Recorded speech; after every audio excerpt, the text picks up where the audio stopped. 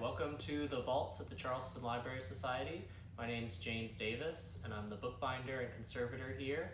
I picked out two of my favorite books from our collection that I want to talk to you today and explain a little bit of what makes them interesting and unique from a bookbinding perspective. The first one I have here is one of the older books in our collection. It is a 1486 copy that includes a series of printed letters from an Italian pope. It was printed in Italy, and it's interesting time period for bookbinding because it's a very late medieval style of binding, but things are becoming more modern in bookbinding practices. So we've got interesting leather here that I believe is pigskin.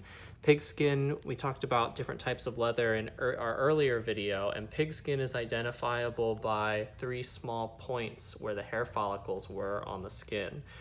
It's also was at one point a white skin, which is common when dealing with pig leather.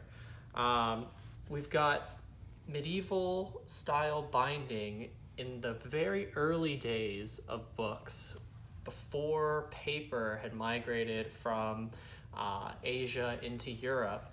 Books were actually bound with thin sheets of what's called parchment, which was animal skin that was scraped very thin. And that process required that books had a lot of heft to them and a lot of strength to keep those heavy pages together. Parchment also is very susceptible to changes in temperature and humidity, and so if you didn't have a heavy structure keeping it together, it would curl out and open up. So in a lot of early medieval books, you'll see this large structure. You'll have these large bands here where the sewing went all the way around through the folds in the sections of the text. You'd have wooden boards, and you'd have big metal clasps that actually clamped the book shut. With this, we're late enough in that period where we're actually looking at paper instead of parchment, but you can tell that many of those styles are still being used despite the fact that they're no longer necessarily needed. This book also uses a very medieval practice called blind tooling. We saw in earlier videos where books had gold leaf on them. This is before that was very common, and just simply the blind hot tool was pressed into the leather to make a pattern. Now, we've discussed the binding of this book. We also have to talk about the printing. At this point in history, 1486, we're in the very beginning stages of printed books being mass-produced across Europe. This is a period called, in types of books, called incunable, which is Latin for the cradle, so it's the infancy stages of printing. And you can see that this book is printed on very fine paper that they would have made from cotton or hemp fibers as opposed to trees, which is used nowadays and in more modern paper. You can see that the printing styles are very simple. They would use straight rectangular columns and set up the printing type.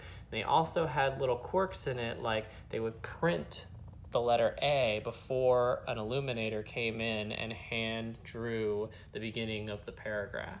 So it's just an interesting book that shows an early stage where they're really kind of developing a process for how they're going to produce books of this caliber. One of my favorites. So I'm going to transition into something very different, but just as unique and interesting. We have here a very tiny French to English dictionary from our Huguenot collection. And this book really sent us for a loop because it has a very unique parchment covering. One of our previous bookbinders discovered this, and we just couldn't figure out what this was made out of. And it's very clear that there's some sort of scale pattern on this binding, and we discovered through this line here that this is the dorsal vein of many types of fish. So this is a fish parchment binding. You can see that it originally had a classic brown calf leather binding, and someone has taken the time to make and cover this book with a fish skin. It's also got very interesting, hopefully you can see this in the light, very interesting sewing pattern on the inside that's quite haphazard. It looks like a home edition of somebody wanting to protect their French to English dictionary. So this is an extremely unique book with a lot of personality that tells us how somebody was using it and how important it was to them to take the time to create this protective covering. So that's it for now, and we hope to show you some more books in the future. Stay tuned in.